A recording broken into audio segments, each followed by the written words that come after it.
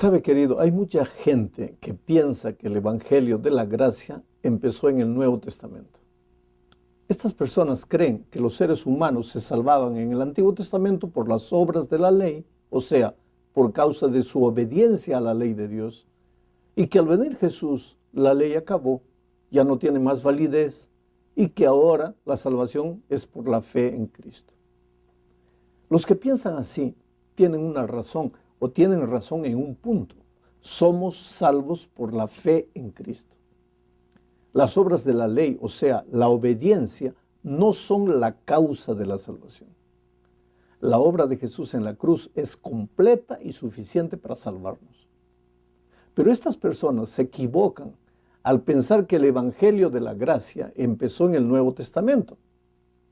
Bueno, el propósito de la lección de esta semana es justamente mostrar que la salvación es por gracia, tanto en el Nuevo Testamento como en el Antiguo Testamento. Empezaremos leyendo Gálatas 3, versículo 1. Dice así: Oh Gálatas insensatos, ¿quién os fascinó para no obedecer a la verdad? A vosotros ante cuyos ojos Jesucristo fue ya presentado claramente crucificado. Este versículo muestra a un Pablo molesto. ¿Molesto por qué? Porque los Gálatas estaban aceptando fácilmente el engaño disfrazado que traían los judaizantes. ¿Qué enseñaban ellos? ¿Qué enseñaban? Que el ser humano es salvo por la fe en Cristo y que además es necesario guardar los mandamientos de Dios. Quiere decir, la obediencia a los mandamientos como algo que hay que aumentarle a la gracia de Cristo. ¿Te das cuenta del engaño? No es fácil de ser detectado porque la primera parte es absolutamente correcta. El ser humano se salva por la fe en Cristo. El problema es la segunda parte, pero también tiene que guardar la ley de Dios. Los judaizantes eran personas hábiles. Le aumentaban la obediencia a la gracia de Cristo como requisito de salvación. Y habían logrado éxito, porque muchos gálatas, que al principio, cuando Pablo les enseñó la verdad solo por fe, habían aceptado ese mensaje, ahora se dejaban engañar por el mensaje falso de los judaizantes. Por eso Pablo es duro con ellos. Les dice Gálatas insensatos. La palabra griega para insensatos literalmente significa loco o alguien que tiene una perturbación mental y no sabe lo que hace. Lo que Pablo les dice, en otras palabras, es solo un loco puede ser engañado como ustedes están siendo engañados.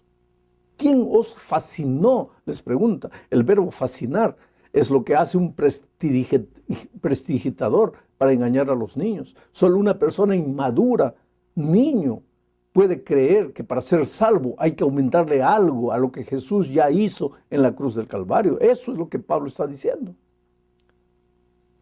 El versículo 3 es clave. Recuérdate que estamos estudiando el capítulo 3. Tan insensatos sois, habiendo comenzado por el Espíritu, ahora vais a acabar en la carne. En realidad la vida solo puede ser vivida en el Espíritu o en la carne. Los que andan en el Espíritu dejan que el Espíritu gobierne la vida.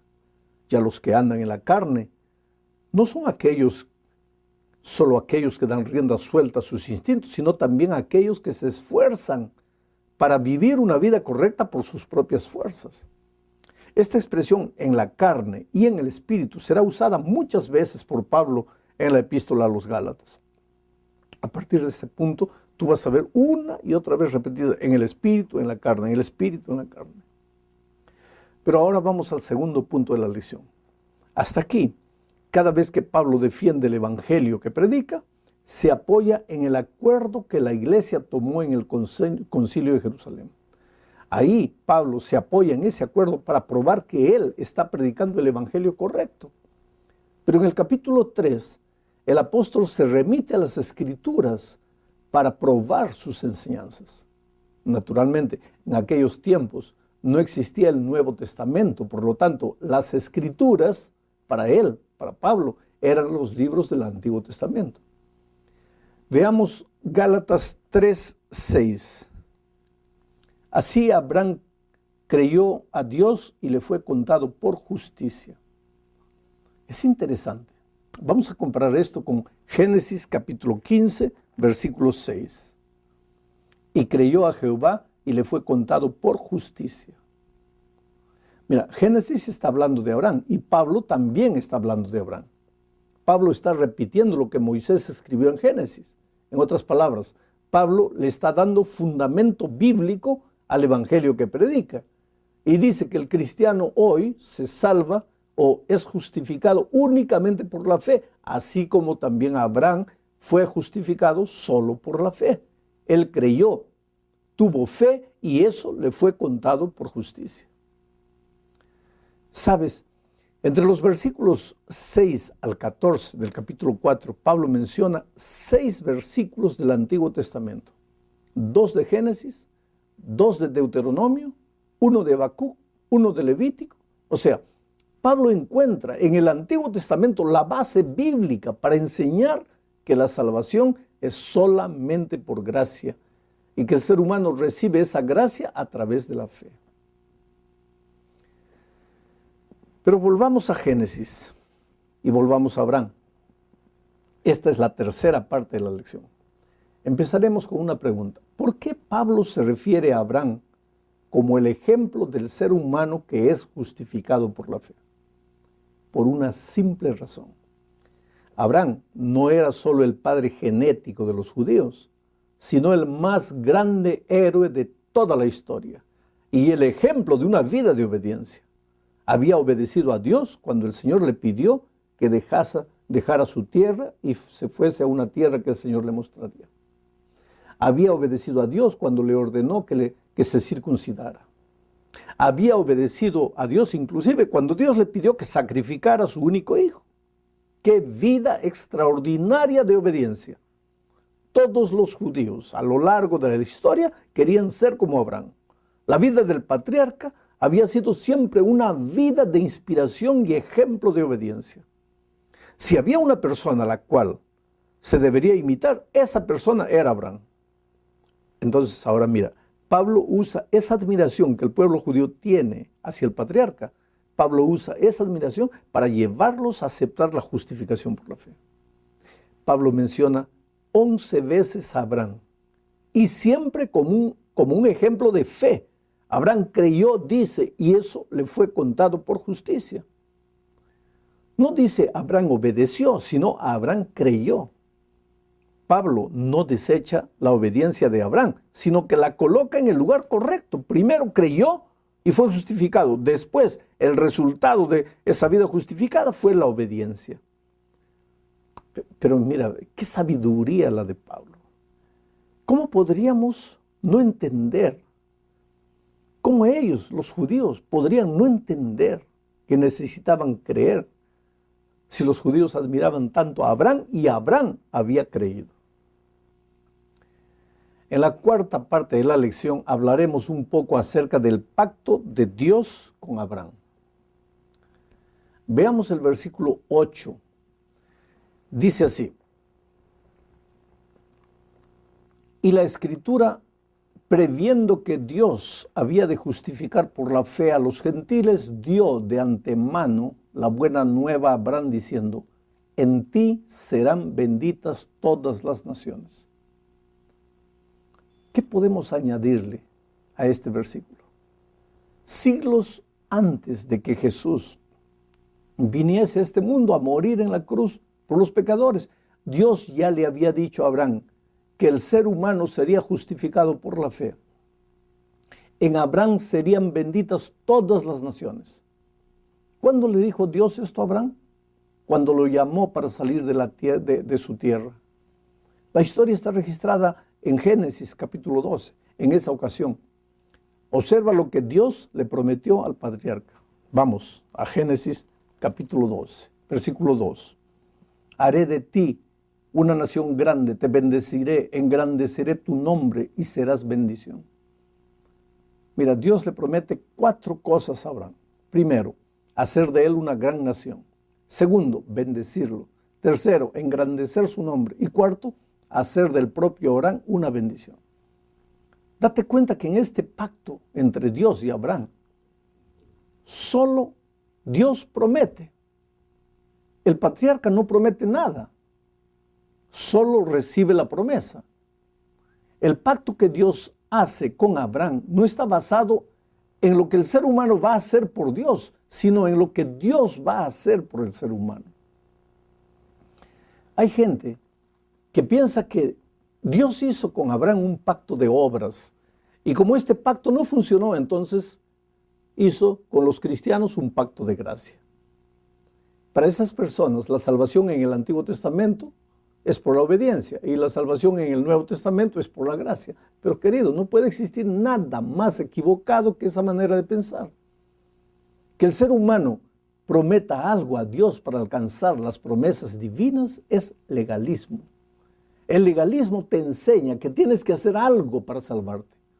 Pero la Biblia, tanto en el Antiguo como en el Nuevo Testamento, siempre enseñó que la salvación es por lo que el Señor Jesucristo hizo en nuestro favor. En el jardín del Edén, por ejemplo, ese corderito sacrificado ahí para solucionar el problema de la desnudez humana, ¿a quién simbolizaba? Al Cordero de Dios que quita el pecado del mundo, claro. Cuando Israel sacrificaba todos los días un corderito por sus pecados, ¿ese cordero a quién simbolizaba? Al Cordero de Dios que quita el pecado del mundo, claro. Desde el Génesis hasta el Apocalipsis, la Biblia es el libro de la gracia. En la Biblia no existe salvación por obras. La salvación por obras es una invención humana de personas que se resisten a aceptar la gracia maravillosa de Cristo. Y los autores y defensores de esa idea no son siquiera los incrédulos, sino cristianos que no entendieron que en la bendita obra de la salvación no existe una hilacha de participación humana. Somos salvos por la fe, únicamente por la fe, solo por la fe, sin obediencia. ¿Y la obediencia? Ese es otro tema que veremos en otra lección. Querido, primero se construye la base, después viene el techo. Vamos ahora a la última parte de la lección. Vamos a tratar de entender a Pablo. El propio Pedro dijo un día que Pablo hablaba muchas cosas difíciles. A estas alturas Pablo está golpeando con todo a los judaizantes y da la impresión que él está hablando contra la ley de Dios. Leamos, por ejemplo, el versículo 10 del capítulo 3. Dice así: todos los que dependen de las obras de la ley están bajo maldición, pues escrito está: maldito sea el que no permanece en todas las cosas escritas en el libro de la ley para cumplirlas. Pablo cita aquí un versículo de Deuteronomio.